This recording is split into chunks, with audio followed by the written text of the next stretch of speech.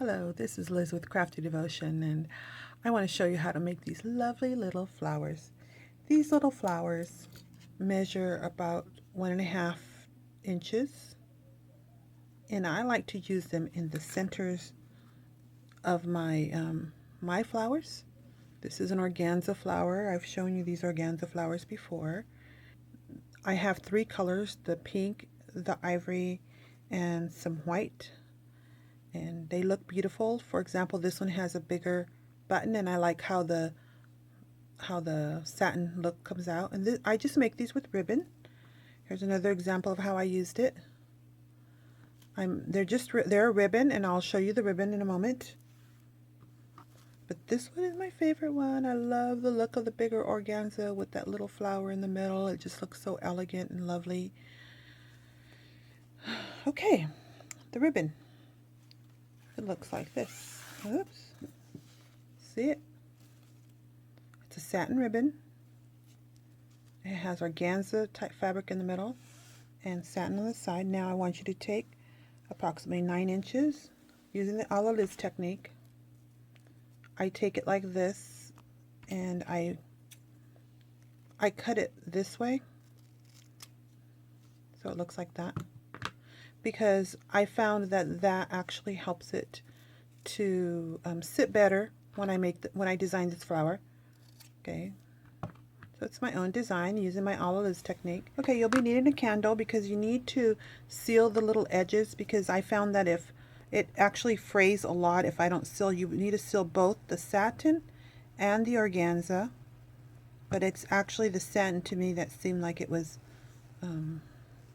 fraying a lot, and sometimes we encourage fray and other times we don't. Other times we seal it so that it doesn't fray. So I'm just sealing the edges. Okay, we sealed the edges, and we'll need a small hairpin. And if you've watched my videos before with a la Liz technique, I also use a piece of cotton string. You can use wire or whatever, or yarn, whatever string you have, and a hairpin.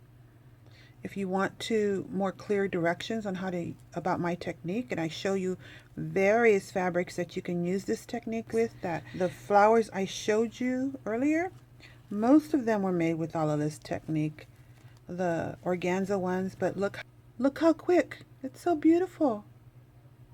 Okay, well, we're not done. So let's see. Now all you do is take your, I learned that if I do this twice, like this, once, twice, it really holds together, and when you have the slippery fabric, it really helps that it gets a little snugger and stays snug once you get it snug.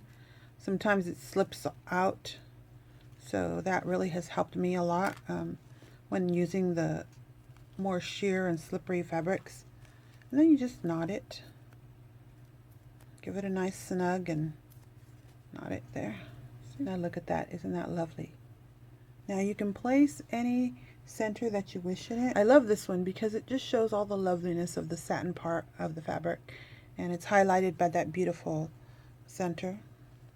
And here's one with this type of a center, and there you go. So that was that simple, that easy. Using a la Liz technique, we can do so many things with it.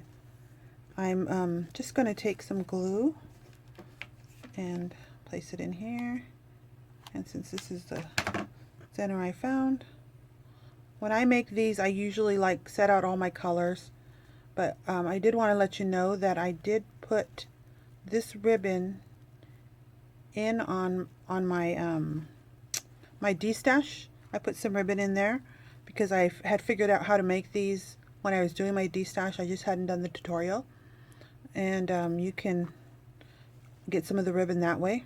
But I just found this at one of my places that I purchase my products from, my ribbons and laces, some of my laces and ribbons, and I said, oh, it was on sale, I'll buy it, and now I figured out what to do with it. Doesn't it look lovely? So until next time, please share my tutorials with your friends. Share it on social media, Facebook, you name it, and help me out so that I can continue growing in my subscribers. Subscribe, share. Until next time, when I talk to you again, this is Liz with Crafty Devotion.